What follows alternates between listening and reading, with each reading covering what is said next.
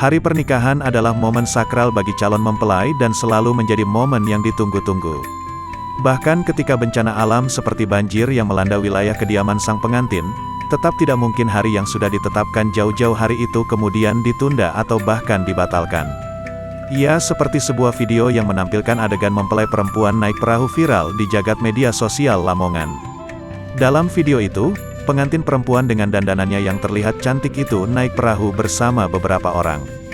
Diketahui, calon pengantin perempuan itu ternyata akan berangkat ke kantor urusan agama, KUA, Kecamatan Turi, untuk melangsungkan akad nikah dengan pria idamannya. Bahkan tidak hanya satu video, ada dua video yang beredar di medsos. Yaitu saat-saat calon pengantin perempuan naik perahu dan ketika sang mempelai perempuan di atas perahu yang ada di Bengawan Jero. Video berdurasi 25 detik dan 1 menit itu lokasinya ada di Desa Kepudi Bener, Kecamatan Turi, Kabupaten Lamongan.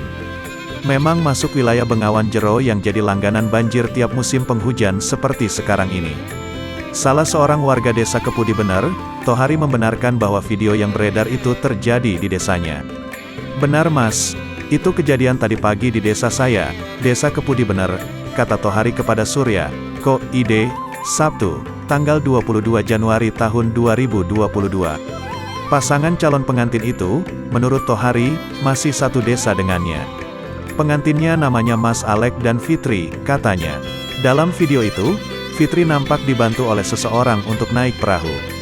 Perahu menjadi alat transportasi satu-satunya karena desa mereka dikepung banjir. Semua jalan desa tertutup banjir, sehingga untuk mencapai KUA yang berjarak 4 km dari desanya hanya bisa ditempuh dengan naik perahu atau jalan kaki. Baru beralih naik sepeda motor jika tiba di jalan poros kecamatan untuk menuju kantor urusan agama, KUA. Pasangan ini hanya menggelar akad nikah saja di kantor KUA Kecamatan Turi, dan belum sampai menggelar hajatan.